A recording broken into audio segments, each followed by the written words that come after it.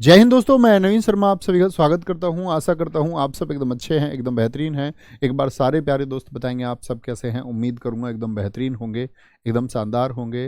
अंजलि सिंह, आकाश, रोनित, मनिक, शिवम, अमरजीत, शकील अहमद, नितिन, सत्यम यादव, प्रतिभा, मनीष चौधरी, शुभांगी, साहिल और प्यारे बच्चे। लगभग आपका 5-6 मिनट क्लास लेट शुरू हो पाई। ठीक है, हम डेली 10-10 पर इसको शुरू कर देते हैं, लेकिन आज आपका 5-6 मिनट लेट हुई कनेक्टिंग की वजह से। Really sorry. अभी शुरू करते हैं प्यारे दोस्त हम लोग किसको, आपका मुगल वंश को। तो मुगल वंश में मैंने कल आपको पढ़ाया किसके बारे में, आपका बाबर किस तरह से भारत में आया। बाबर के बाद में हुमायूं का क्या अभियान रहा, हुमायूं के जीवन के बारे में हमने जाना। कल का रिवीजन है तो एक बार थम्स अप करिए कि हाँ भैया हम हर रोज रिवीजन करते हैं। जैसा हमने पहले दिन वादा किया था कि हम अगली क्लास में आएंगे तो पिछली का रिवीजन करके आएंगे। और हमेशा हर छात्र को मैं कहता हूँ कि एक क्रम से, जो दोस्त बीच बीच में ज्वाइन होते हैं वो क्रम से इतिहास को पढ़िए, तभी समझ में आता है। ठीक है, आगे आएंगे। अकबर। अकबर किसका पुत्र है बताएंगे अब एक बार। अकबर हुमायूं का बेटा था। गद्दी पर आता है। अकबर का जन्म हुआ था आपका 1542 में। इसके बचपन का नाम है जलाल। जलाल। और इसको अर्श आशियानी यानी आसमान की चमक ये जहांगीर ने कहा, यानी इसके बेटे ने कहा। बाद में जहांगीर ने अपने समय पर कहा। ये मत कह देना जी ये पैदा होते ही जहांगीर कहाँ से आ गया इसके। जहांगीर ने जब अकबर बूढ़ा था तब उसको कहा है, जहांगीर ने कहा। ठीक है, ये दो नाम है यानी कि अकबर के। ठीक है। अकबर का शासनकाल 1556 से लेकर के 1605 है मित्र। और सबसे बड़ा शासनकाल किसका है मुगल में, सबसे बड़ा शासनकाल आपका अकबर का ही है। ये बात मित्र आपको पता होनी चाहिए। सबसे बड़ा शासनकाल, सबसे बड़ा शासनकाल किसका है, आपका अकबर का है। ठीक है। अकबर के पालन पोषण की बात करते हैं तो ये सुल्तान बेगम ने किया है, जो अस्करी की पत्नी है। कौन है, अस्करी। अस्करी कौन है जरा बताएंगे। याद है हुमायूं के भाई अस्करी, कामरान, हिलदाल और हुमायूं, ये कौन थे, ये बाबर के 4 पुत्र थे। यानी अस्करी जो है ये हुमायूं का भाई है और अकबर का चाचा है। दोस्त जो आपका अकबर है, अकबर का जो बचपन है, जैसे हुमायूं का जीवन भागदौड़ में बीता, अकबर जब छोटा है तब भी भागदौड़ में बीता उसका जीवन भी। क्योंकि पिता का ही जीवन स्थायी नहीं है तो बच्चे का जीवन कैसे स्थायी हो सकता है। तो अकबर भी भागा फिरता रहा। और आपका इसके भाई इसकी जान के दुश्मन रहे, इसके हुमायूं के। तो वो हुमायूं पर बार बार आक्रमण करते तो अकबर को लेकर के भागना पड़ता। एक बार तो अकबर किले में ही रह गया आपका सिंध क्षेत्र में। तो अकबर के भाई अस्करी ने इसका अपहरण कर लिया। चाचा ने यह अपहरण कर लिया कि दबाव बनाएंगे हुमायूं के ऊपर, एक प्रेशर क्रिएट करेंगे और हुमायूं को कहेंगे कि भाई अब तुझे हमारे अधीन आके काम करना होगा। लेकिन अस्करी की जो पत्नी थी उसको अकबर छोटा बच्चा पसंद आ जाता है, तो वही इसका पालन पोषण फिर करती है। ठीक है, क्या बोलेंगे, वही इसका पालन पोषण करती है। तो इसका पालन पोषण किसने किया, अस्करी की पत्नी सुल्तान बेगम ने किया। बाबर की बहन ने भी इसका पालन पोषण किया। बाबर की बहन का नाम है, बाबर कौन है जानते हैं ना। अकबर का पिता कौन है, हुमायूं। और हुमायूं का पिता कौन था आपका, हुमायूं का पिता कौन था, Babur. H for Humayun, B for Babur. तो आप कहेंगे अकबर का दादा है बाबर। तो उसके दादा की बहन है कौन, खानजदा बेगम। एक दाहिमा अनगा ने इसका पालन पोषण किया है। यहां पर दाहिमा वर्ड को आपको देखना होगा। बच्चे प्राचीन समय में क्या रहा कि दाई माँ नियुक्त की गई। दाई माँ उन महिलाओं को कहते थे कि इनका जो ब्लड है, इनका जो रक्त संबंध है वह किसी निर्भीक घराने से रहा है। तो जो शासक होते थे वो एक बड़ी राशि देकर के स्तनपान कराते थे। यानी कि एक माना जाता था कि जो बच्चा है उसके अंदर माँ के दूध जो होता है उससे गुण आते हैं और वह गुण जो है ट्रांसफर होते हैं। यानी कोई निर्भीक माँ यदि है और स्तनपान यदि बच्चे को ऐसी किसी वीरांगना महिला का कराया जाए तो बच्चे के अंदर भी क्या होता है, एक ताकत और निर्भीक होने के गुण पैदा होते हैं। ठीक है, क्या बोलेंगे। तो दाई माँ कौन है आपका, क्या बोलोगे, दाई माँ आपका क्या बोलेंगे, अनगा। अनगा नाम है इसका। अकबर की पहली शादी हुई 1551 में। कब, 1551 में। कितने साल का भाई साहब, 9 साल के की शादी होगी, पहले होती थी। रुकैया बेगम, ठीक है। दरबार में मुख्य मुख्य बहुत बड़े बोलते हैं ना कि आपका सबसे बड़ी बेगम का स्तर जो था वो अकबर के समय पर रुकैया बेगम का ही था। ठीक है, रुकैया बेगम का ही था। ठीक है, जैसे हम जानते हैं कि जोधाबाई से भी शादी की, लेकिन सबसे बड़ा दर्जा किसका है? मल्लिका ये जहाँ कहते थे, मल्लिका ये जहाँ रुकैया बेगम है। और ये कौन है? ये अकबर के चाचा की लड़की थी, यानी कि ये हिंदाल की बेटी है। अकबर का चाचा जानते हो ना, हिंदाल है, तो हिंदाल की बेटी है। तो अकबर की शादी उसके चाचा ही की बेटी से हुई, रुकैया बेगम से। ठीक है, वो दिक्कत बोलेंगे एक बार। सर दक्षिण भारत नहीं पढ़ा, दक्षिण भारत अभी पढ़ेंगे दोस्त, दक्षिण भारत अभी पढ़ेंगे आपका। दक्षिण भारत पहले उत्तर भारत को पढ़ लीजिए, तब दक्षिण भारत पढ़ेंगे। ठीक है, कोई दिक्कत? तो क्या बोलेंगे? अकबर ने पहली शादी किससे की? रुकैया बेगम से, अपनी चचेरी बहन से शादी की, चचेरी बहन से शादी की। 1555 के सरहिंद के युद्ध में युवराज घोषित हुआ। 1555 में सरहिंद का युद्ध बताएंगे किस किस के बीच लड़ा गया था?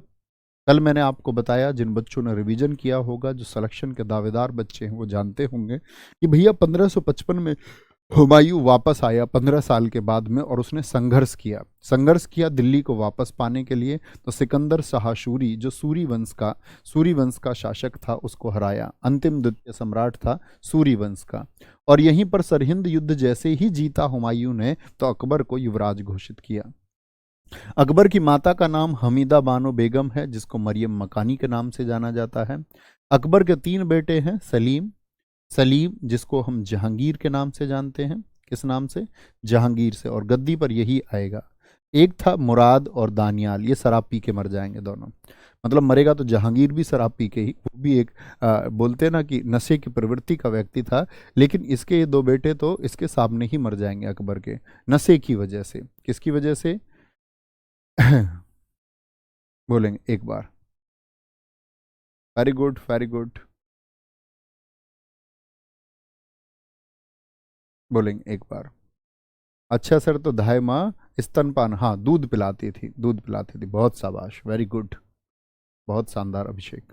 1555 के सरहिंद के युद्ध में युवराज घोषित किया गया। माता हमीदा बानो बेगम, अकबर के 3 बेटे हैं, क्या बोलोगे? सलीम, मुराद और दानियाल।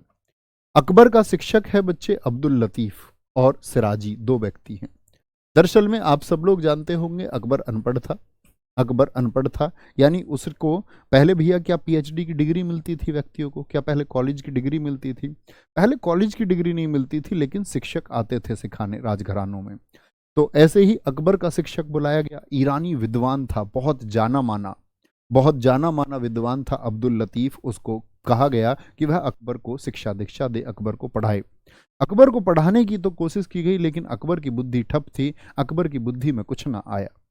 तो अब्दुल लतीफ ने भी हाथ जोड़ लिए, भाई साहब इस बच्चे को नहीं पढ़ा पाऊंगा। कोई कोई बच्चा होता ही ऐसा है, मूड बुद्धि जिसको कह देते हैं, ठीक है, जड़ बुद्धि कह देते हैं।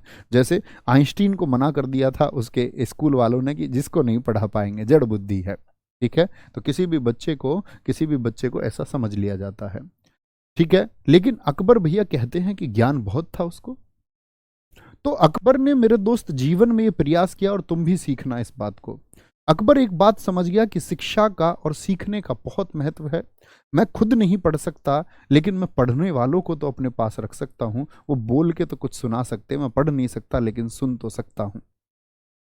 और दोस्त अगर बात करें पूरी पृथ्वी पर, राज उन्हीं लोगों ने किया है जिनकी श्रवण शक्ति मजबूत होती है, जो सुनना अच्छा पसंद करते हैं, जो बेहतरीन तरीके से सुनते हैं कि क्या बोला जा रहा है। आपकी तरह कुछ बच्चे जो कमेंट सेक्शन में उंगलियां चलाते हैं, दरअसल में बहुत बड़ा नहीं कर पाते। बड़ा वही कर पाएगा जो सुनेगा, जो लिसनिंग को, जो आपका ये सीखना चाहेगा कि किस चीज से क्या होता है। ऐसा ही अकबर था। तो अकबर ने सिराजी नाम के विद्वान को नियुक्त किया है। और दोस्त याद रख लेना, सिराजी ने लगभग कई हजार पुस्तकें पढ़ के अकबर को सुनाई। कहते हैं अकबर जैसे ही शाम को फ्री होता तो अपने कक्ष में जाकर के सिराजी, अधिकतम दिनों में वह सिराजी तब तक सो नहीं जाता, वह तो सिराजी उसको ज्ञान पुस्तकें पढ़ पढ़ करके सुनाता रहता। तो मतलब उसकी शुरुआती शिक्षा नहीं हुई, लेकिन बाद में उसने राजा बनने के बाद में उसने जरूर शुरू की है। ठीक है, कोई दिक्कत? आगे आएंगे।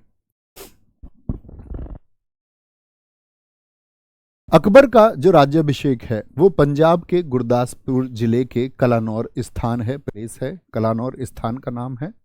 स्थान पर ईंटों के सिंहासन पर हुआ। कहां पर हुआ? ईंटों के सिंहासन पर। तो मित्र यहां पर एक बात सीखने की है कि अकबर का जो राज्याभिषेक हुआ ये कब हुआ है, जब हुमायूं की मौत हो गई। कमेंट सेक्शन में जरा बोलेंगे कि हुमायूं की, और सच में मत बोला करो, मैं कमेंट सेक्शन बोल देता हूं तो लिखा मत करो। हुमायूं की मौत के बाद में किसका चेहरा दिखाया गया? 17 दिन तक एक पर्दा रखा गया आपका बच्चे, किसका? मुल्ला बेकसी, मैंने आपको बताया था, याद है?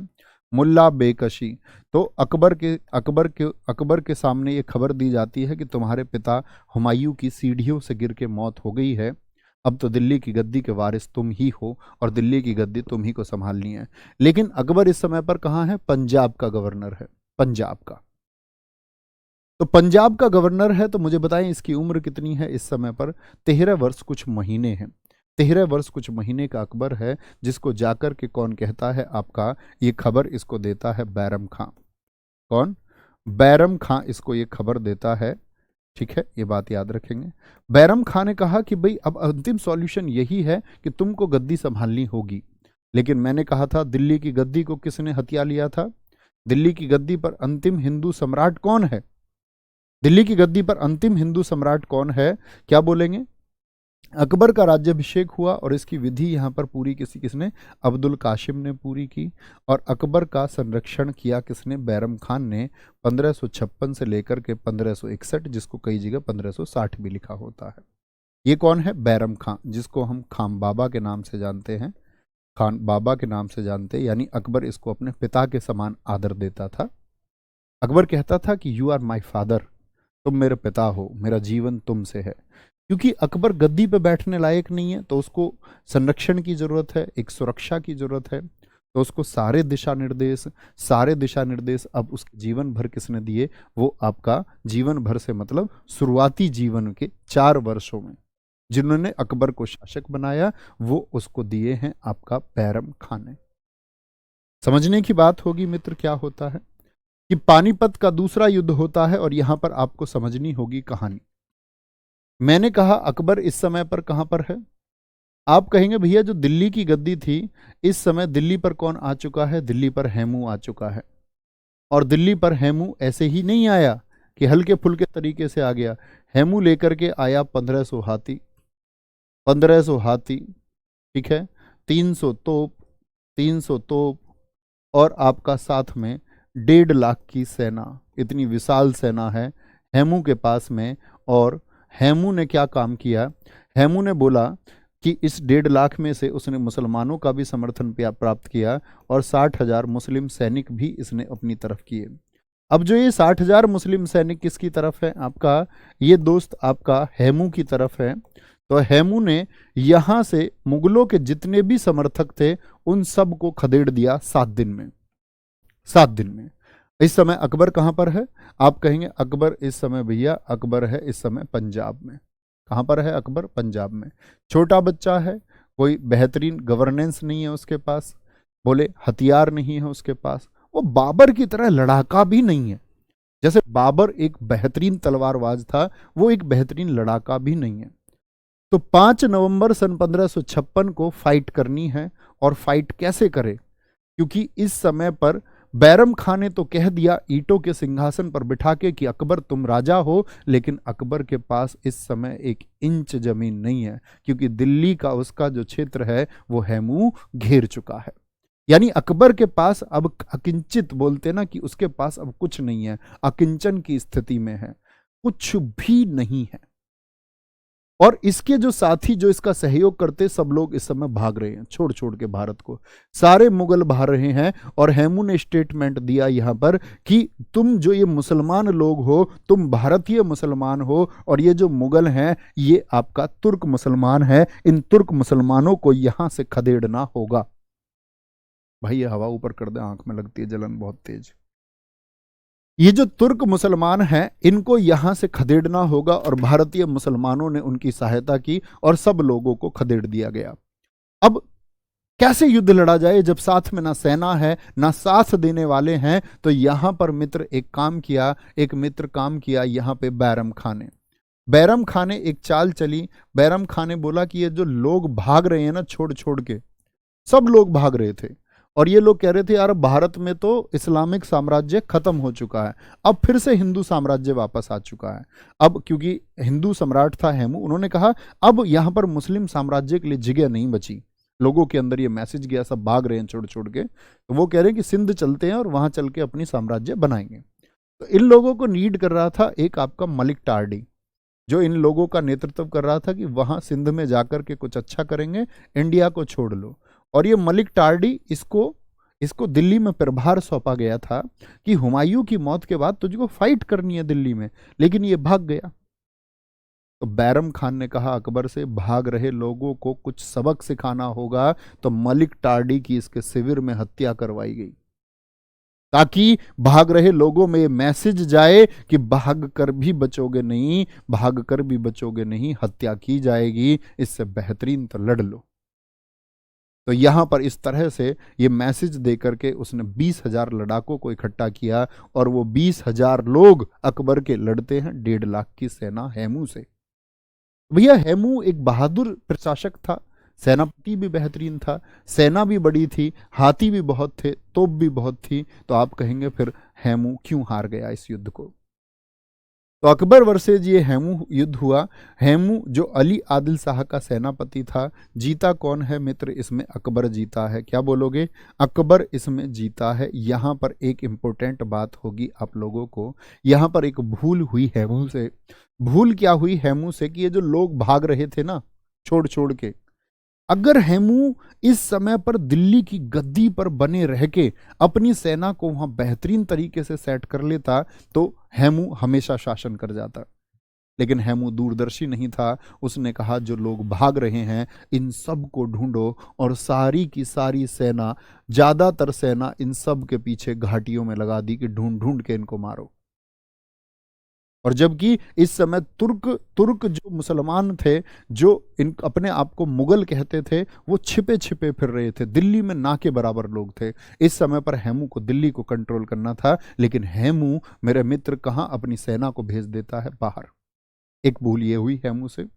दूसरी भूल हुई कि ये जब 20,000 लड़ाके इनसे लड़ने आए, 20,000 लड़ाके इनसे लड़ने आए, तो सबसे पहले उन्होंने जब यहां पर आकर के इसने तोपों के संचालन को एक ही जगह रखा, और ना उस तोपखाने का प्रमुख किसी व्यक्ति को बनाया, ना हेमू ने अपना सेनापति किसी को नियुक्त किया। स्वयं सारी चीजें रख रहा था हेमू, कह रहा था कि सब कुछ मेरे पास रहेगा। नहीं तो एक सेनापति बताता तो एक संचालन हो पाता। सबसे पहले इस तोपखाने पर नियंत्रण किया, और जैसे ही इस युद्ध के द्वारा जब तोप चलाई गई तो युद्ध स्थल या भूमि पर एक तरफ से तोपों पर हमला करते हुए उन्होंने, जब तोपों का संचालन हुआ तो ये हाथी भड़क गए। हाथी भड़क गए और एक तीर हेमू की आंख में लड़ा। क्या भैया अकबर ने मारा था? अकबर इस युद्ध भूमि में नहीं है। बैरम खां जो 20,000 लोग लेके आया है, 20,000 लोग लेके आया है पानीपत में, उसमें से उसने 5,000 लोगों को पीछे खड़ा कर दिया है, और 5,000 लोगों से कहा है कि तुम लगभग युद्ध भूमि से 3 किलोमीटर पीछे रहो, और अकबर जो है अकबर को सुरक्षित रखना होगा। और उसने कहा बैरम खां ने, अगर हम मारे जाएं तो अकबर तुम भाग जाना, दोबारा कोई मौका मिलेगा तो तब देख लेना, लेकिन रुकना मत। क्योंकि बैरम खां हर हाल में अकबर को शासक देखना चाहता है। लेकिन जीत किसकी हुई? बैरम खां की हुई। क्या बोलेंगे? 5 नवंबर, तो 7 अक्टूबर 1556 को हेमू ने स्वयं को दिल्ली का सम्राट घोषित किया था।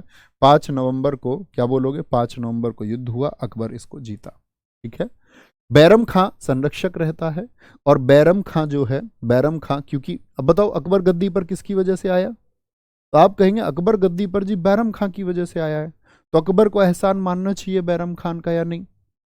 तो आप कहेंगे हाँ जी, बैरम खां का एहसान अकबर को मानना चाहिए। तो क्या बोलेंगे? 1561 में माहम अनगा के कहने पर उसको मक्का भेजा गया। क्यों जी मक्का क्यों भेज दिया, और अनगा के कहने पर क्यों भेज दिया? जब शक्ति आई और दिल्ली की गद्दी स्थापित हुई, तो बैरम खां एक पावरफुल इंसान बन के उभरा, और बैरम खां ने सारी शक्तियां अपने अधीन रही, यहां तक कि अकबर को जब चाहे तब ये डांट देता था। शिया और सुन्नी समुदाय में से जो बैरम खां था वो शिया समुदाय का विश्वासी था और सिया समुदाय के लोगों को भर्ती करने लगा। माहम अनगा ने कहा, अकबर अब तुम्हारा साम्राज्य खतरे में है।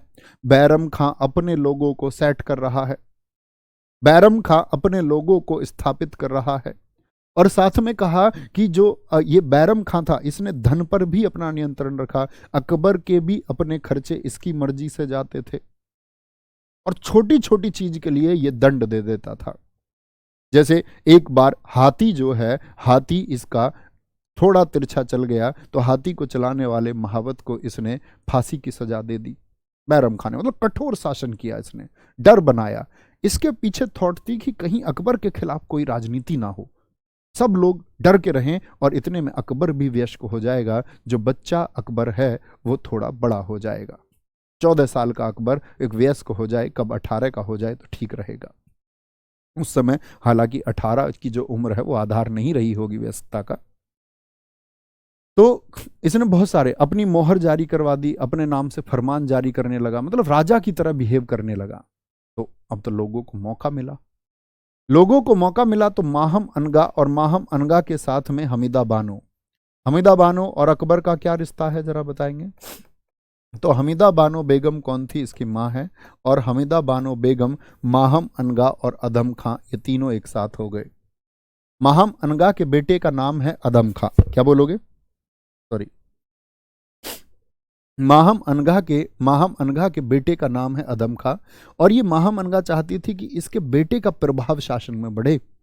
हालांकि ये गद्दारी करता है बाद में, और इसको अकबर ने किले की दीवार से पीछे यमुना नदी में फेंकवा दिया था बाद में, जब अकबर को पता चलता है कि ये गद्दार है। तो ये चाहती थी कि मेरा बेटा शासन में प्रमुख व्यक्ति रहे, क्योंकि इस समय पर अकबर कहाँ है? अकबर इस समय तक मित्र 1556 से लेकर के 62 तक रहा है हरम में। हरम मतलब बहुत सारी सुंदर स्त्रियां, और राजा उनके साथ डूबा रहे। राजा के पास सोचने को कुछ ना रहे, और अनेक सुंदर स्त्रियां, जो पूरी दुनिया भर से सुंदर स्त्रियां मंगाई जाती थी, वो राजा के कक्ष में सैकड़ों स्त्रियां रहती थी। राजा का कक्ष क्या, हरम के लिए एक विशेष स्थान बनाया जाता, और राजा अपनी रातें उनके साथ बिताता। तो अकबर अपने शुरुआती दौर में 5-6 साल तो हरम में रहा है, उसको कोई मतलब नहीं, उसको पैसा चाहिए। बैरम खां उसको पैसा दे देता, वो अय्यासी में, नशे में डूबा रहता अकबर। तो यहां पर इसको बोलते हैं हरम, यानी कि पेटीकोट का शासन भी कहते हैं, कि अकबर इस समय पेटीकोट वाली स्त्रियों के प्रभाव में रहा, स्त्रैण शासन, स्त्रियों के शासन में रहा। तो माहम अनगा और ये कोशिश करते हैं कि भाई क्या करना है, बैरम खां को हटाओ, नहीं तो बैरम खां सारी शक्तियां ले लेगा। तब ये बैरम खां के खिलाफ अकबर के कान भरती हैं। अकबर समझ जाता है इनकी बात को, और दूसरा जो षड्यंत्र रचा वो जीजी अनगा, और एक जीजी अनगा चाहती थी उसके बेटे मिर्जा अजीज कोका का प्रभाव बढ़े। जो मिर्जा अजीज कोका को अकबर का दुधमुहा भाई कहते हैं, क्योंकि अकबर ने भी किसका, जीजी अनगा का स्तनपान किया है, वो भी उसकी दाहिमा रही। तो इसी को मिर्जा अजीज कोका को खाने आजम की उपाधि अकबर ने दी है। हालांकि इसमें कोई चाल नहीं चली अकबर के खिलाफ, ठीक है, ये अकबर का निष्ठ रहा, ठीक है, कोई दिक्कत? बहुत बढ़िया, आगे देखेंगे। अब यहां पर एक बात आती है, ये अन्य नाम किसका है? खाम बाबा। अकबर ने क्या किया, इन लोगों के बहकावे में आकर के अकबर क्या काम करता है कि बैरम खां को आदेश देता है कि तुमको ये दिल्ली की जो गद्दी है छोड़ के जानी हो, दिल्ली के सिंहासन से जाना होगा, कहीं दूर कोई जमीन ले लो, कोई जागीर ले लो, वहां तुमको नौकर मिल जाएंगे, वो तुमको पाल पोस के खिलाएंगे भी, यानी कि आपके लिए खेती करेंगे और तुमको वो सारा राजस्व देंगे, यानी तुम्हारे सेवादार भी तुमको मिलेंगे, तो कहीं दूर जाके रह लो, कोई जागीर ले लो। या दूसरी चॉइस ये है कि मक्का चले जाओ। तो इतना हर्ट हुआ भाई, जिसने बनाया बैरम खान ने, उसको हर्ट नहीं होगा? तो उसको इतना हर्ट हुआ, उसने बोला ठीक है मैं छोड़ के कहाँ चला जाता हूँ, मक्का चला जाता हूँ। तो मक्का गया, तो इसकी मक्का का जाते समय बैरम खां की हत्या कर दी। किसने? बैरम खां की हत्या कर दी। आपका क्या बोलोगे? बैरम खां की हत्या मुबारक खान ने कर दी। कहाँ पर? पाटन, गुजरात में। ये मुबारक खान कौन है? दरअसल में एक युद्ध मैंने आपको बताया था, मच्छीवाड़ा का युद्ध, 1555, याद है? तो 1555 का जो मच्छीवाड़ा का युद्ध था, उसमें मुबारक खान के पिता को मार दिया था बैरम खान ने। इस बात का बदला लेना चाहता था, इस बात का बदला। इसके बाद बैरम खां की पत्नी, बैरम खां की जो वाइफ है, उसकी पत्नी है सलीमा बेगम से अकबर ने शादी कर ली। उसने कहा कि बैरम खां हमारे लिए बहुत, समझना, उसने कहा बैरम खां हमारे लिए एक मुख्य व्यक्ति रहे, कल को इनकी पत्नी को सम्मान की दृष्टि से नहीं देखा जाएगा, सब कहेंगे इनके पति तो गद्दार थे, इसीलिए मैं शादी कर लेता हूँ। और सलीमा बेगम से शादी कर ली अकबर ने, और उसके पुत्र अब्दुल रहीम खाना खाना को पुत्र का दर्जा दिया। यानी ये किसका बेटा है? बैरम खान का। और इसको अकबर कहता कि तुम हमारे बेटे वास्ते कोई दिक्कत नहीं है। कोई दिक्कत है क्या बोलेंगे? ठीक है। तो बैरम खां की हत्या के बाद में 2 प्रधानमंत्री और हुए। जैसे बैरम खां प्रधानमंत्री था, महम अनगा बनी लेकिन हटा दी गई, फिर सिहाबुद्दीन नामक बना, ये भी हटा दिया गया। ये बहुत कामयाब नहीं हुए, ठीक है, बहुत कामयाब ये नहीं हुए। इसके बाद में आता है अकबर का 1560 से 62, यानी बैरम खां तो 60 तक लगभग बैरम खां का कंट्रोल था, लेकिन 1556 में कौन राजा बन गया? अकबर। तो लगभग 6 साल, और बोले तो मुख्य रूप से 2 साल वो पेटीकोट शासन में रहा। इसी को स्त्री शासन कहते हैं, क्योंकि यहाँ पर अकबर औरतों के कहने से सब कुछ करता था। पर्दा शासन, यानी पर्दे वाली जगह थी, हरम में कोई और नहीं जा सकता था, घूमने की जगह नहीं थी, वहां सिर्फ राजा ही जा सकता था। और वो सुंदर महिलाएं जो थी ना, वो बाहर भी नहीं आती थी, वो अंदर ही रहती थी, उनको कोई देखता भी नहीं था। उनके बारे में तो इतिहासकार एक मनुची ने लिखा है कि वो कहता है, आपका निकोलस कोंटी ने भी लिखा है, वो कहता है कि प्राचीन समय के राजाओं में जो हरम में महिलाएं होती थी, और सबसे अच्छा विवरण किया है शाहजहां के समय पर।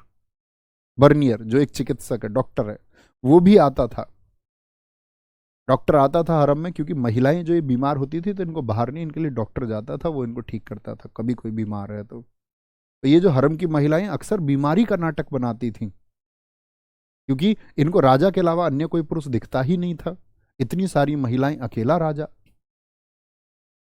तो इनको कोई दिखता नहीं, तो ये भी क्या प्रयास करना चाहती थी कि कोई आए, तो ये बीमारी के बहाने बना लेती थी। तो उनके बारे में बर्नियर ने लिखा है कि हरम में महिलाओं के लिए पर्दा ऐसा होता था कि डॉक्टर भी नहीं देख पाता था महिला कैसा है, और कहता है कि वो बाहर से ही महिला से चर्चा करता था, और नब्ज पकड़ के देख के ही ठीक करना होता था, सिर्फ एक हाथ भर मात्र बाहर दिखना होता था और दवाई देनी होती थी। तो अकबर उस प्रभाव में रहा है। 1562 में अकबर हरमदल से मुक्त हुआ, और हरमदल में इसको फंसाया था किसने? महम अनगा आदि इन सब ने फंसाया था, ठीक है सर। अगर ये अपने बैरम खां को पिता मानता था तो बैरम खां की वाइफ उसकी माँ लगी, हाँ लगनी तो माँ ही चाहिए थी, लेकिन इसने इज्जत दी, शादी की, इसको लगा पत्नी बना के ज़्यादा इज्जत मिलेगी, माँ स्वीकार करने में दिक्कत आ रही थी अकबर को, ठीक है। क्या नहीं, ये गलत नहीं है, देखो ये जो लिखा हुआ है ना 1556 से 62, ये गलत नहीं है। 56 में युवराज आया, ये तो छिपाने के लिए कहते हैं कि भाई 60 तक बैरम खां कंट्रोल कर रहा है, तो 60 से 62 कहते हैं, लेकिन हकीकत उसकी 1556 से 62 ही है। आप बताओ, अगर उसको माँ बोल देता, अकबर ये कह देता कि सलीमा बेगम मेरी माँ है, तो तब इज्जत नहीं मिलती क्या?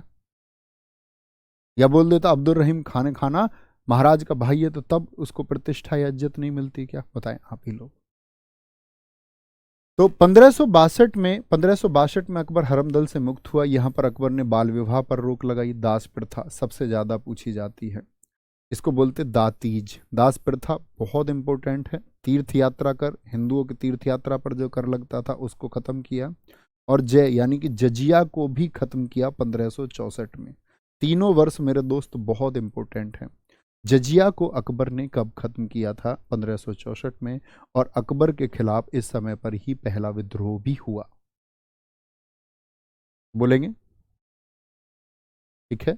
1575 में इसने इबादत खाने का निर्माण करवाया। इबादत खाना इसने पूजा आदि के लिए बनवाया, जो एक चर्चा घर था। क्या था? एक चर्चा घर था। बृहस्पतिवार को इसमें चर्चा होती थी, सभी धर्मों के लोग यहाँ आते थे, और अकबर ने बड़ा पागल बनाया सब धर्मों के लोगों को। ईसाइयों को बुलाता और उनसे, उनके गुरुओं से ऐसे चर्चा करता मित्र, जैसे अभी कल को ही अकबर इतना प्रभावित हो गया कि ईसाई बन जाएगा। तो ईसाई लोग खुश होते थे, बहुत जल्दी दिल्ली की गद्दी का सम्राट ईसाई बनने वाला है। उनसे चर्चा ही करता था। इसको धार्मिक चर्चा करने में, सुनने में बड़ा मजा आता था। जैन लोगों से ऐसे बात करे कि कल को ही जैन बन जाएगा, बौद्ध लोगों से ऐसे बात करे कि कल को बौद्ध बन जाएगा, ऐसा उनको आश्वासन सा दे। अच्छा, इतना अच्छा धर्म है। हिंदू धर्म के लोगों को यह आश्वासन दे दे कि जल्द ही हिंदू बन जाएगा। तो सब धर्मों को सुनता रहा और उनको मूर्ख बनाता रहा, मूर्ख बनाता रहा। ठीक है, हाँ। तो दिक्कत, एक बच्चा कह रहा है जी खुद तो 9 वर्ष की उम्र में शादी कर दी और फिर बाल विवाह को खत्म करवा रहा है। ठीक है, आगे आएंगे, बोलेंगे भाई फटाफट से। सचिन पूछ रहे हैं क्या सर हिंदू राजाओं के भी हरम रहे? नहीं, हिंदू राजाओं में ऐसी कोई प्रथा नहीं रही मित्र। पत्नियां रही हैं, बहुपत्नी प्रथा रही है हमारे देश में, पत्नियां कई रही हैं, लेकिन हरम जैसी व्यवस्था नहीं रही है। ठीक है, आगे आए, कोई दिक्कत? तो 1575 में इबादत खाने का निर्माण हुआ, और इबादत खाने के निर्माण में जब लोग कौन कौन आते थे, जैन धर्म से पूछते, अकबर के दरबार में जैन धर्म से आने वाले कौन लोग हैं? शांति चंद्र, भानुचंद्र, विजयसेन सूरी और हरि विजय सूरी। तो हरि विजय सूरी सबसे ज्यादा पूछे जाते हैं कि अकबर के दरबार में जैन समुदाय से कौन व्यक्ति आया था, जैन समुदाय से कौन व्यक्ति आया था। ये कोड हटाना भाई आज, ठीक है ना। अकबर के समय पर जैन समुदाय से कौन लोग आया था, कौन व्यक्ति आया था। ऐसे ही ईसाई कौन आया था, मोन्सेरेट आया था। हिंदू व्यक्ति कौन गया था अकबर की इस धार्मिक सभा में चर्चा करने? तो क्या बोलेंगे, ये भैया धार्मिक सभा में चर्चा करने हिंदुओं की तरफ से पुरुषोत्तम दास गए। ठीक है, आगे आएंगे। 1579 में मजहर की घोषणा की किसने? अकबर ने। बहुत इंपॉर्टेंट है। और मजहर की घोषणा क्या होती है? मजहर की घोषणा है, इसने कहा कि कोई भी धार्मिक विवाद यदि है, कोई भी धार्मिक विवाद यदि है, धर्म का वाद यदि कोई है, जिसमें आप कहने लग जाएं जी उस धर्म पुस्तक में ये लिखा हुआ, इसमें, इसने कहा किसी धर्म पुस्तक का आदेश नहीं माना जाएगा, जो सम्राट अकबर का आदेश है वो सबसे पूरा होगा। क्या होगा? वो सबसे ऊपर और सबसे पूर्ण होगा। इसी को बोलते मजहर की घोषणा। तो समझे मजहर क्या है? कह देता है कि सुल्तान का आदेश सबसे ऊपर है, सबसे ऊपर है। कोई दिक्कत? आगे आएंगे। 1582 में दहशाला प्रथा इसने शुरू की, दहशाला प्रथा, और टोडरमल द्वारा शुरू करवाई गई थी। टोडरमल द्वारा, क्या बोलेंगे? टोडरमल द्वारा दहशाला प्रथा शुरू करवाई गई थी। दहशाला प्रथा दरअसल में क्या थी? अब मैंने तुमसे तब भी कहा था, मुझे बताएंगे टोडरमल किसके दरबार में था? टोडरमल किसके दरबार में था, जरा बताएंगे। इससे पहले किस राजा से जुड़ा हुआ रहा? तो दहसाला प्रथा यानी 10 साल का भूमि का विवरण देखते थे, इस 10 साल में एक औसत उत्पादन इस जमीन में कितना हुआ है, उस हिसाब से टैक्स देना होगा। चलो भाई, मैं बच्चों के कमेंट पढ़ा के एक बार बता देता हूँ अच्छे बच्चों को कि बेटा आपका सिलेक्शन लेना कितना आसान है। एक मेरे मित्र कह रहा है कि जोधा कहाँ गई, एक मेरे मित्र का कहना है बीरबल कहाँ गया, एक कह रहा है सर हल्दी घाटी का युद्ध नहीं कराओगे क्या? बोलेंगे एक बार। हल्दी घाटी का युद्ध नहीं कराओगे? बोलेंगे एक बार। गुरुजी, हेमू के तीर लग गया था तो उसका क्या हुआ? बहुत बढ़िया, बहुत शानदार। हेमू के घर घर चलते हैं एक बार। हेमू मारा गया दोस्त, आंख में तीर लगा और हेमू मारा गया, सेना में भगदड़ मच गई। मैंने इसीलिए तो बताया था कि उसने अपना सेनापति नहीं नियुक्त किया, उससे भूल हुई। शेर शाह सूरी मेरे प्यारे दोस्तों ने बहुत अच्छा आंसर दिया है। अच्छे बच्चे फोकस करेंगे एक बार, आगे आएंगे। अब आते हैं 1576 वर्ष की दृष्टि से बच्चा हम पढ़ेंगे बीरबल के बारे में भी, अकबर के नवरत्न पढ़ेंगे तो उनको एक साथ पढ़ेंगे। ठीक है, आगे। भैया अकबर महान क्यों कहलाया? मेरी दृष्टि में महान नहीं है भाई, जिनकी दृष्टि में हो सो हो। मेरी दृष्टि में अकबर की कोई महानता मुझे नहीं दिखती, इसीलिए हम उसको महान कह दे कि उसने हिंदुओं के ऊपर से जजिया हटा दिया। लगाया किसने था? इन्हीं के पूर्वजों ने, इन्हीं के वंशजों ने भारत के ऊपर जजिया लगाया। बोले हमारे ऊपर से तीर्थ यात्रा कर इसने हटा दिया, इसलिए हम अकबर को महान कह दे। हमारे ऊपर तीर्थ यात्रा कर लगाया किसने था? इन्हीं के वंशजों ने। ग्रेट से क्या मतलब होता है? मतलब ऐसा कौन सा ग्रेट होने का काम कर दिया? तो मैंने बताया ना, अकबर एक चालाक और कूटनीतिक शासक था, जिसने कूटनीति और चालाकी के दम पर इसने महिलाओं की सुंदरता के लिए हमले करवाए हैं, सुंदर महिला के अपहरण के लिए इसने हमले करवाए हैं। मैं आपको ऐसा किस्सा बताऊंगा अभी। जो व्यक्ति हरम में इतने वर्ष रहा और बाद में ये कहे, जिसने शासन की तरफ ध्यान ही नहीं दिया और इतने दिन हरम में बिता दिए, तो उसको हम बेहतरीन कैसे कह सकते हैं? मेरे लिए महान महाराणा प्रताप हैं और हमेशा रहेंगे। क्योंकि दोस्त, इनके ही इतिहासकार इनको बेहतर ना बताएं तो किसको बेहतर बताएं? सोचो, जिस व्यक्ति का शासनकाल 49 वर्ष का रहा है, 49 वर्ष का रहा है, तो उस व्यक्ति के शासनकाल में क्या उसके डिसफेवर का कोई लिख के जाएगा? आप सोचिए जरा। आप कहेंगे फिर भैया औरंगजेब के डिसफेवर का क्यों देखने को मिलता है? औरंगजेब की बुराइयां कैसे दिख जाती हैं? क्योंकि औरंगजेब ने साक्षात बिना कूटनीति के काम किया। उसने हिंदू मंदिरों को डायरेक्टली तोड़वा दिया, जो लोगों को सीधे सीधे दिखा। इसने कूटनीति से काम किया, एक कूटनीतिक शासक है। औरंगजेब के काम इसलिए भी दिखते हैं क्योंकि औरंगजेब के बाद में क्या हो गया? पतन हो गया मुगलों का। और जब पतन होना शुरू हुआ तो बहुत सारे लोगों ने लेखन भी शुरू किया, लेखन भी शुरू किया। तो महाराणा प्रताप, ये हल्दी घाटी का युद्ध हुआ 18 जून 1576 को, और महाराणा प्रताप जी की तरफ से नेतृत्व किया हकीम खान ने, राणा पूजा सोलंकी ने। किसने? राणा पूजा सोलंकी ने, जो कौन? आपका बच्चे, इनके साथ में एक पूंजीपति थे बहामा शाह, जिन्होंने मदद की थी। किसकी मदद की थी? महाराणा प्रताप जी की। और अकबर की तरफ से कौन है? मानसिंह और आशफ खां। मानसिंह के बारे में मैं बताऊंगा जब। अकबर के मैं बताऊंगा विजय अभियान, कैसे उसने कछवाहा के राजपूतों से, जो आमेर के बहारमल थे, आमेर के बहारमल ने अकबर को अपनी बेटी की शादी कर दी थी, जोधाबाई की। ठीक है। तो मानसिंह और आसफ खां वो अकबर की तरफ से हैं। और सेना यहाँ पर थी लगभग, अगर मैं बात करूं आपसे, लगभग 10,000। और यहाँ पर सेना थी लगभग 1,00,000। क्या बोलोगे? 1,00,000 की सेना थी, 1,00,000 की सेना। यहाँ पर एक नाम और याद रखेंगे, रामदास राठौड़ जी का। एक रामा शाह भी थे, रामदास राठौड़ जी भी नोट कर लेना दोस्त। ठीक है। तो इस हल्दी घाटी के युद्ध में हुआ क्या? हल्दी घाटी के युद्ध में बच्चे, बहुत सारे लोग कहते हैं अकबर की जीत हुई, बहुत सारे लोग इसको अनिर्णायक बताते हैं कि कोई रिजल्ट निकला ही नहीं हल्दी घाटी का। हल्दी घाटी का किस्सा, जो वीरता का किस्सा है हल्दी घाटी का, उसको मैं एक बार थम्स अप कर दो।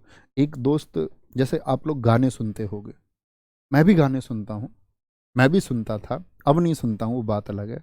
लेकिन मैंने चंद दिन पहले अपनी स्टोरी पर भी मैंने शेयर किया था इंस्टाग्राम पर, एक बोलते ना रैप सॉन्ग, सुनते हो इस बात को? ठीक है। जो लयबद्ध तरीके से, क्रमबद्ध तरीके से मैंने उसको सुना महाराणा प्रताप जी के, और मेरे दिल में बैठ गया। मतलब महाराणा प्रताप जी की मैं हमेशा से फैन रहा हूं, क्योंकि मेरा ये मानना है मित्र कि लालच के लिए, या बोले अपनी जान बचाने के लिए, लालच या अपनी जान बचाने के लिए घुटने टिका देना या घुटनों पर आ जाना, ये पुरुषत्व को नहीं दर्शाता। और कहते इसमें कोई कूटनीति भी नहीं होती कि मौका आने पर कुछ करके दिखाएंगे। बलशाली बलवान वीर वो हैं जो हालातों के सामने नहीं झुकते, और ऐसे ही व्यक्ति हैं महाराणा प्रताप। महाराणा प्रताप, क्या बोलोगे? 1540 में जन्म हुआ, 1597 में बच्चे, यानी कि कुल इनका जो जीवन रहा है वो आपका 57 वर्षों का रहा। माता इनकी जयंताबाई थी। ठीक है। पिता इनके उदय सिंह है। मैं ये क्रम भी बता चुका आपको कौन से नंबर के शासक थे। राणा सांगा थे ना, राणा सांगा, और उनकी पत्नी थी कर्णावती। वो कर्णावती जिन्होंने हुमायूं को राखी भेजी थी, और हुमायूं ने कोई मदद नहीं की थी कर्णावती की। उन कर्णावती और राणा सांगा के बेटे हैं उदय सिंह, यानी राणा सांगा इनके दादा थे। सिसोदिया इनका वंश है। जन्म स्थान कुंभलगढ़, कहाँ पर? राजस्थान में। कुंभलगढ़ का किला राणा कुंभा ने बनवाया, अजय दुर्ग था। घोड़ा इनका चेतक है। हाथी इनके का नाम राम प्रसाद है। हाथी का भी किस्सा सुनाऊंगा। हाथी का भी एक बार ऐसा होगा, अकबर इस हाथी को कैद कर लेगा, हाथी को कैद कर लेगा अकबर। और हाथी को, राम प्रसाद ऐसा हाथी नहीं था हल्का फुल्का, उसकी सूंड पे तलवार बंधी रहती, और हल्दी घाटी की भूमि में उसने 10 हाथियों को मार गिराया और ना जाने कितनी सेना को काट दी। वो सूंड से, अपनी बंधी हुई सूंड से तलवार चलाता था। लेकिन अंत में बेचारे को गिरा लिया गया और अकबर ने इस राम प्रसाद हाथी को कैद कर लिया। तो अकबर का ये कथन सुनना और तुमको वीरता महसूस होगी, अंदर एक लहर आनी चाहिए। खाने को सब कुछ दिया गया, कहा गया राम प्रसाद को जो चीजें पसंद है वो सब दी जाएं, और राम प्रसाद को सब कुछ दिया गया। लेकिन राम प्रसाद समझ गया मैं अपने महाराणा के पास नहीं हूँ, मैं तो अकबर की कैद में हूँ। कुछ नहीं खाया, कुछ नहीं खाया, भूखे रहा, अपनी जान दे दी। और अकबर ने कहा जिस महाराणा के हाथी को मैं ना झुका पाया, मैं उन महाराणा को कभी नहीं झुका सकता। नेवर। दिवेर का युद्ध 1582 में हुआ बच्चे, जिसको हम मेवाड़ का मैराथन कहते हैं। यानी कि जब हल्दी घाटी में कुछ क्षेत्र महाराणा जी से छिन गया था, उसके बाद महाराणा जी ने दिवेर का युद्ध मेवाड़ का मैराथन के द्वारा अपने, जो मैराथन का मतलब होता है लंबा युद्ध चला, जिसके द्वारा इन्होंने जो इनके छीने गए किले थे उनको इन्होंने वापस पाया था। वापस, यानी 1576 से लेकर के और 1597 तक संघर्ष किया।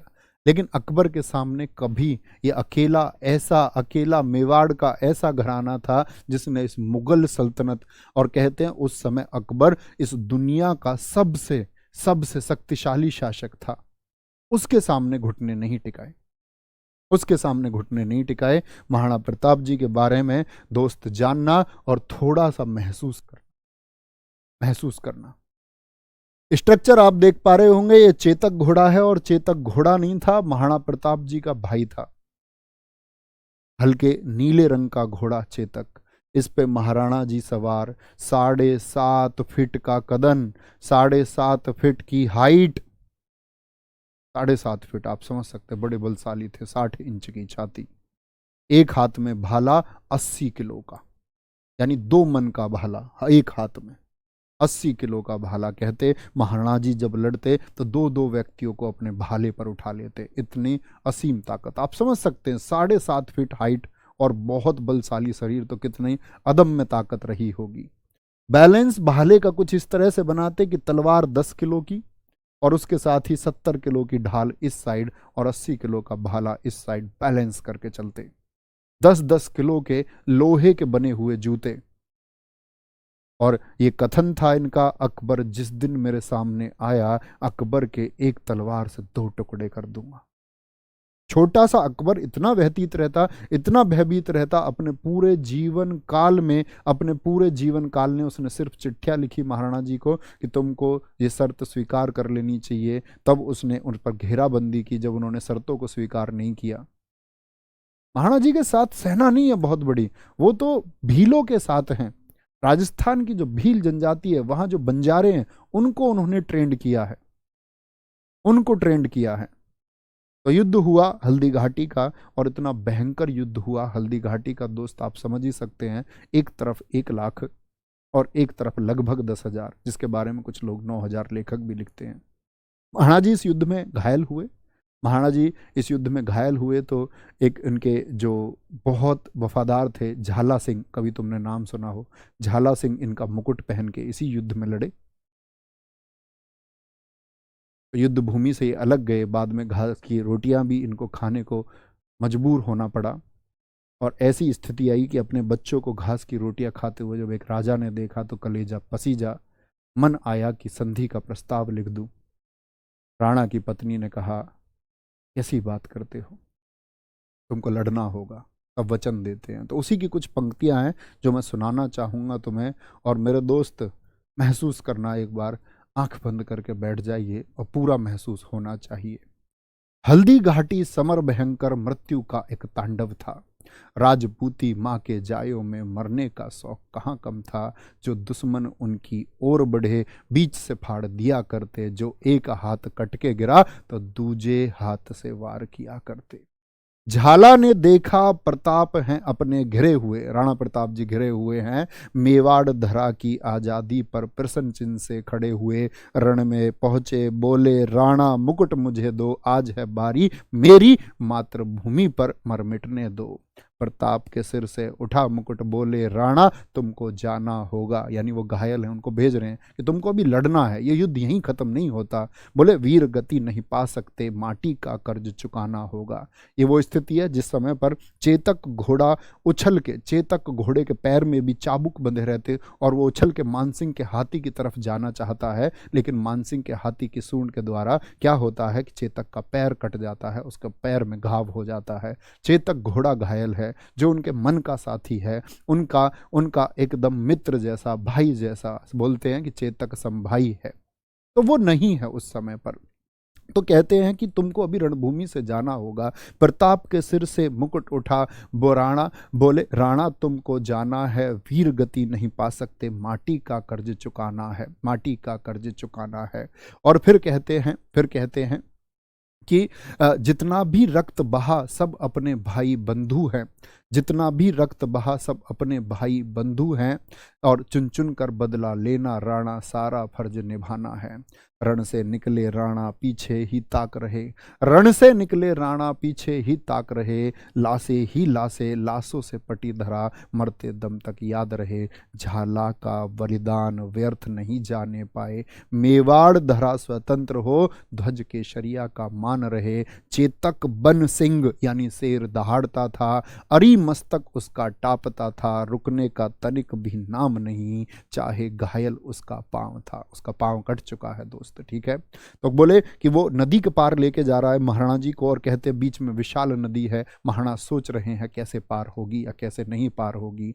कहते आगे थी नदी विशाल कैसे करे इसको पार, यानी आगे थी नदी विशाल कैसे इसको पार करे, राणा ने सोचा एक क्षण और दूजे क्षण पार खड़े, परिवार को लेकर वन में निकले, खानी घास की रोटी थी, आजादी की आस लिए अरावली की चोटी थी, राजकुमारी छोटी थी पैरों में छाले थे, कांटों से छलनी थी, छुप छुप कर रानी रोती थी, हरे घास की रोटी को जब वन बिलाव ले गया, बच्चों को घास की रोटी खानी पड़ रही है, लेकिन दास्ता स्वीकार नहीं की, बच्चों के पास रोटी है, उसको भी जंगल का एक बिलाव लेके भाग जाता, यानी बच्चे भूखे रह गए हैं। राणा के सामने ये दृश्य चल रहा है। कहते हैं हरे घास की रोटी को जब वन बिलाव ले गया, नन्हे से बच्चे चीख पड़े, राणा का सोया दुख जागा, धीरज का बांध टूटा, अब संधि पत्र लिखना होगा। अब लाचार हो गए कि बच्चे की ऐसी स्थिति देख करके, तो कहते हैं कि संधि लिखने के लिए तैयार हैं, लेकिन महारानी आती हैं, वह कहती हैं कि मेरे राणा ऐसे कायर कैसे, ऐसी कायरता की बात कैसे कर सकते हैं, मैं रणचंडी बन के तलवार लेके मैं लड़ूंगी, अगर आप नहीं लड़ना चाहते तो मैं ये युद्ध लड़ूंगी, और ये दास्ता हम स्वीकार नहीं करेंगे। तो फिर महाराणा जी कहते हैं ठीक है, परेशान नहीं होना, मैं तुम्हारी परेशानी के लिए ही सोच रहा था, मेरे साथ ये परिवार की ये शक्ति, मेरे लोगों की शक्ति है, तो मैं लड़ूंगा। संधि लिखने बैठा भारी भूल हमारी थी, दिल्ली सावधान मैं फिर से वापस आऊंगा, मेवाड़ का तिल तिल तिल तिल धरा है मेरी, सारी वापस लाऊंगा, झाला का बलिदान व्यर्थ नहीं जाएगा, रानी राजपूती शीस कटे पर मूछे तनी रहे अभिमानी, पत्थर पे सोऊंगा जब तक है मेरी धरा पर तंत्र, खाने को चाहे ना रोटी, पीने को मिले ना पानी। क्या बोले, धरा पे सोऊंगा जब तक है परतंत्र, पीने को चाहे मिले ना पानी, खाने को चाहे मिले ना रोटी। ये बात याद रखो। इस तरह से उन्होंने संघर्ष किया है, इस तरह से उन्होंने संघर्ष किया है, और इस तरह से उन्होंने कभी अकबर के सामने झुकने नहीं दिया। मेरे दोस्त, दुनिया में कितनी भी बड़ी ताकत आ जाए आपके सामने, जो ये सोचती हो, और महाराणा जी, मैं बचपन से इनसे प्रेरित हूँ, मेरे जीवन में मेरे मित्र शायद आज जो पहली बार मेरी बात सुन रहे होंगे, उनको लगेगा कि जी ऐसे संघर्ष आते हैं तो घुटने टेके जाते हैं। मेरे मित्र, मेरे स्वयं के जीवन में बहुत संघर्ष आए हैं, मतलब मृत्यु तक के क्षण जैसे संघर्ष आए हैं, लेकिन मेरे मित्र कोई ताकत ऐसी नहीं है कि किसी गलत चीज़ के लिए झुका के दिखा दे या घुटनों पे ला के दिखा दे। तो क्या बोलेंगे, ऐसी कोई शर्त, ऐसी कोई संधि जीवन में स्वीकार नहीं। ठीक है, आगे आएंगे। क्या बोलेंगे, अकबर की बात करते हैं। अब अकबर की टेक्निकल बातों पर आ जाते हैं। 1556 से 1605 मनसबदारी, ये बच्चे बहुत पूछे जाते हैं। जैसे दहसाला प्रथा किसने शुरू की? मनसबदारी प्रणाली अकबर ने शुरू की 1575। मनसबदारी में क्या होता था? जैसे एक घोड़ा होता था तो ये कहता था कि मनसबदारी प्रणाली में एक घोड़ा यानी 400 का मनसबदार तुमको बना दिया तो 800 घोड़े रखने होंगे, 800 घोड़े रखने होंगे, यानी कि बहुत जल्दी हम युद्ध पार नहीं कर सकते। तो ये क्या करता था कि क्योंकि जो घोड़ा होता है ना दोस्त, वो उसके ऊपर सवारी है तभी थकेगा, अकेले घोड़े को तुम कितना ही दौड़ाओ थकेगा नहीं। तो ये क्या करते थे, एक बार इस घोड़े पे बैठ गए युद्ध भूमि में, दूसरा घोड़ा चल रहा है तो इतने वो भी पहुंचता, फिर इस पे सवारी कर ली, दूसरा इतने चल रहा है। तो ये बहुत जल्दी अकबर अपने अभियानों को तय कर पाए। एक तो ये इसका कारण था। एक दूसरा, इसने इसको पोस्ट बनाया मनसबदार कि किसका कितना बड़ा ओहदा है। बोले 5,000 का मनसबदार है, यानी 5,000 घोड़ों का ये एक मालिक है, इसके अधीन आते हैं वो। ठीक है, तो मनसबदारी प्रथा 1575 में शुरू की इसने। 1582 में दीन ए इलाही धर्म चलाया, दीन ए इलाही धर्म चलाया। दीन ए इलाही बोला कि सारे धर्मों को खत्म करो, एक नया धर्म बनाना चाह रहा था। देख रहे हो चालाकी, इसको और कोई धर्म अच्छा ही नहीं लग रहा, कह रहा नया धर्म बना देते हैं अपना, मतलब इस्लाम को भी नहीं एक्सेप्ट कर रहा है, उस धर्म को भी नहीं मान रहा, हिंदू किसी धर्म को नहीं मान, कह रहा नया धर्म बनाते हैं दीन ए इलाही। खुद को प्रसिद्ध करना चाह रहा था। इसको कुल 19 लोगों ने अपनाया और इसके लोगों में से एकमात्र बीरबल राजा थे। 1582 में जो इबादत खाना था वो बंद कर दिया गया। 1579 में स्टीफन्स थॉमस मिशनरी भारत आया, यानी ये पहला अंग्रेज है भारत आने वाला। कभी आपसे पूछे पहला अंग्रेज कौन भारत आया, तो वो स्टीफन्स थॉमस है, बड़ा पूछा जाता है। स्टीफन्स थॉमस भारत यानी भारत आने वाला पहला अंग्रेज किस वर्ष आया था? तो क्या बोलोगे, मिशनरी क्या होता है? मिशनरी बोलते हैं बच्चे धर्म प्रचारक को, जो किसी धर्म का प्रचार करता है। तो ये लोग आए भारत में ईसाइयत का प्रचार करने। क्या बोलेंगे? ईसाइयत का प्रचार करने। ठीक है, बोलेंगे आगे, कोई दिक्कत? नोट करेंगे। सर मनसबदारी को हम रैंक कह सकते हैं? हाँ बिल्कुल, मैंने बताया ना किसके अंदर में कितने घोड़ों का मालिक है। जैसे 5,000 वाला आपका कोई 3,000 मनसबदार है, 3,000 का, 3,000 घोड़ों का, एक 5,000, तो 5,000 वाले की रैंक ऊपर होगी। बोलेंगे एक बार, कोई दिक्कत? 1582 में इबादत खाना बंद कर दिया गया और 1579 में स्टीफन्स थॉमस पहला अंग्रेज है जो भारत आया। 1583 में रॉल्फ फिच भारत आया, ये भारत आने वाला दूसरा अंग्रेज है। दूसरा अंग्रेज है, ये भी किसके टाइम पर आया? ये भी आपका, ये मत कहना है जी जहांगीर के समय, वो 1600 में आएंगे, वो तो बहुत बाद में आएंगे इनके। आपका कौन कौन से हैं? हम लोग कहते हैं कि बहुत सारे लोग तो हॉकिंस को समझे रखते हैं, तो हॉकिंस नहीं है, स्टीफन्स थॉमस पहला अंग्रेज है। ठीक है, 1583 में राम सीता की आकृति के इसने सिक्के चलाए लोगों में पब्लिसिटी लेने के लिए। मैंने बोला ना, जैसे मैंने तुमको बताया गोरी की चाल क्या थी, उसने माँ लक्ष्मी के सिक्के चलवाए। तो ये लोग जनता को पागल बनाना चाहते थे, मूर्ख बनाना चाहते थे, जनता उनके फेवर में आई। ठीक है, अकबर की अगर पॉजिटिविटी की बात करें जनता के लिए, उसकी जैसे उसने कुछ प्रथाएं दी, ये बड़ी कमाल प्रथाएं रही। जैसे हम दहसाला प्रथा हुई, दहसाला प्रथा के द्वारा ही भू राजस्व आदि चीज़ें हुई। ठीक है, और ये हमको एक्सेप्ट भी करना होगा। अगर हम देखें उसकी मनसबदारी प्रणाली जिसने आगे से आपका इस व्यवस्था को जन्म दिया, रैंकिंग प्रणाली को, मंत्री प्रणाली को जन्म दिया आगे चल के। बिल्कुल सूर्यभान सिंह जी एकदम ठीक लिखा है, तो दिक्कत वो परेशानी आगे आएंगे। नेक्स्ट, अकबर के विजय अभियान। सर हम पढ़ते हैं दास प्रथा तो एलन ब्रो ने खत्म की, दास प्रथा एलन ब्रो ने पूरे भारतवर्ष से खत्म की। अकबर ने आदेश दिए, अकबर के समय खत्म नहीं हुई थी, अकबर ने सिर्फ आदेश दिए अपने साम्राज्य के लिए। ठीक है, आगे आगे आएंगे भैया। क्या सिर्फ अकेले महाराणा प्रताप? नहीं बच्चे, ऐसे भारत में अनेकों वीर हैं जिन्होंने दासता स्वीकार नहीं की, बहुत सारे लोग हैं, बहुत सारे। आगे आएंगे, अकबर के विजय अभियान। क्या बोलेंगे? अकबर के विजय अभियान, यहां से हम सीखना शुरू करेंगे। ये यहाँ पर पहला इसने मालवा में अभियान किया। मालवा का राजा था बाज बहादुर, उसकी पत्नी थी रूपमती। अकबर ने जब रूपमती के किस्से सुने तो इसने कहा कि किले की दीवारों को तोड़ना भी पड़े तो तोड़ देना, लेकिन रूपमती मुझे चाहिए। ठीक है, ये कौन सा युद्ध है? जब अकबर हरम का समय था अकबर का, जब अकबर स्त्रियों के पीछे पागल था। ठीक है, तो साम्राज्य विस्तार के लिए पहला युद्ध अकबर ने कब लड़ा? 1561 में लड़ा है। कब लड़ा है? 1561 में लड़ा है। ठीक है, 1561 में।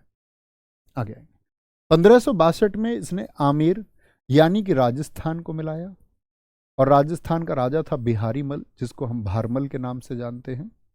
राजा भारमल की ही बेटी है हरखा बाई, जिसका नाम जोधा बाई है। शादी अकबर से हुई, इसकी शादी अकबर से की, और अकबर ने इसको नाम दिया मरियम उजमानी। बिहारी मल का बच्चे, बिहारी मल को मनसब, अभी बताया ना, मनसबदार बनाया, 5,000 का मनसब बनाया। और इसी बिहारी मल का बेटा है भगवान दास, और भगवान दास का बेटा है मानसिंह, यानी कि इसी भारमल का पोता है मानसिंह। तो मानसिंह को 7,000 का मनसब बनाया। तो ये वो घराना है जो अकबर से मिल गया। इसके पीछे दो वजह है, जैसे बहुत सारे लोग इनको बुरी दृष्टि से भी देखते हैं कि भारमल जो है एक अधीनता स्वीकार कर ली, लेकिन हमारे स्थानीय राजाओं की भी इतनी कमियां रही कि इनके ऊपर एक दबाव बनाया गया। इनके स्थानीय लोग, इनके स्वयं के परिवार के लोग इनके राज्य को हड़पना चाहते थे, और लगभग ऐसी स्थिति आ चुकी थी कि शायद भविष्य में षड्यंत्र करके इनकी हत्या की जाए। तो ऐसी स्थिति में इन्होंने डिसीजन लिया कि जब अपने ही लोग खराब हैं तो क्या अपनों के लिए मरना और लड़ना। ऐसा डिसीजन इन्होंने यहाँ पर ले लिया, जिसको भारतीय इतिहास कहता है कि नहीं, लड़ना चाहिए था, झुकना नहीं चाहिए था, मर जाना चाहिए था, वह स्वीकार होता। तो राजा भारमल है, याद रखेंगे। तो मानसिंह कौन है, अभी बताया ना मैंने, कौन से युद्ध में सेनापति था, हल्दी घाटी में सेनापति। समझ गए मानसिंह कहाँ से, हल्दी घाटी में सेनापति। इसीलिए मैं कहता हूँ दोस्त तुमसे कि बहुत ध्यान से, धैर्य से पढ़ा करो। अब बहुत सारे बच्चे इतनी देर से कह रहे थे जोधा भाई जो आ गई ना, तो क्यों जल्दी करनी है, क्रम सब कुछ आएगा, ठीक है। आगे 15, सॉरी पहले नोट कर लेंगे एक बार, कभी नोट ना किया हो। बिहारी मल की बेटी हरखा बाई से शादी की, और इसी जोधा बाई का बेटा है जो जहांगीर होगा, जो दिल्ली की गद्दी पर बैठेगा, अगला शासक होगा।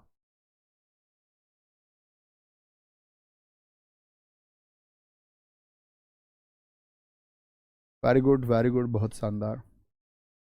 हाँ बच्चे, परीक्षा की दृष्टि से देखो, ऐसा है जैसे अकेला अकबर है, हम चाहें अकबर को 6 महीने पढ़ सकते हैं, उतनी रिसर्च की चीज़ें मिल जाएंगी। मान के चलो हम आईने अकबरी का एक एक खंड तुमको पढ़ाने लग जाएं, रोज विस्तार से हम बात करेंगे। तो इतिहास को तो कितना भी बड़ा पढ़ लो, लेकिन सबसे इम्पोर्टेंट बात ये होती है कि स्टूडेंट चीज़ों को जान भी पाए, भारतीय, अपने इस भारतीय होने पर या भारत का नागरिक होने पर गर्व भी कर पाए, अपने लोग उसको पता होने चाहिए, किन किन लोगों ने बलिदान दिया उसको पता चल जाए, और परीक्षा में वह पास हो जाए, सिलेक्शन उसका हो जाए। हमारा वन डे एग्जाम का मोटिव ये होता है दोस्त। बाकी तो आप जानते हैं, इतिहास अपने आप में अगर बात करें, सभी सारे विषयों में सबसे बड़ा विषय अगर कोई है तो वो इतिहास है, ठीक है। इतना तो आप लोग भी जानते हैं।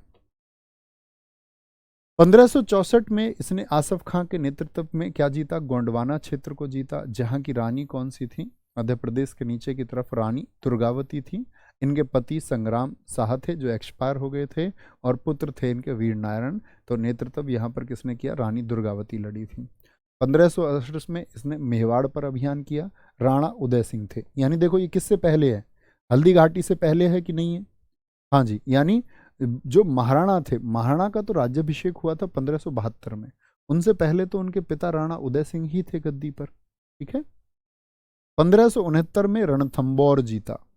मनसब क्या है सर, वही जो मैंने बोला, जो मैंने आपको बताया, मनसबदारी प्रणाली को ही हम बोलते हैं कि मनसब। और कितने सारे बच्चे लिख रहे हैं मनसब। अब देखो इनको मनसबदार से नहीं समझ में आया, मनसबदारी जो प्रथा है मित्र, उसी को बोल रहे हैं कि मनसबदारी प्रथा में क्या नियुक्त किए जाते थे, मनसब नियुक्त किए जाते थे कि 7,000 घोड़ों के अधीन जो सेना का नेतृत्व है वह यह करेंगे। 7,000 घोड़ों का मतलब क्या हो गया, 14,000 घोड़े। मैंने बोला एक घोड़ा अतिरिक्त रखना होता था, ठीक है। कोई दिक्कत, कोई परेशानी। 1570 में क्या, जैसलमेर और बीकानेर को जीता है। आज की क्लास यहीं तक रखेंगे, कल यहाँ से आगे कंटिन्यू करते हैं। और कल का हमारा टारगेट रहेगा कि औरंगजेब तक खत्म करेंगे, और उसके बाद आधुनिक भारत को शुरू करेंगे, ठीक है। ख्याल रखिए अपना बहुत सारा। बाय बाय, टेक केयर, जय हिंद, जय Bharat, thank you, bye bye, take care.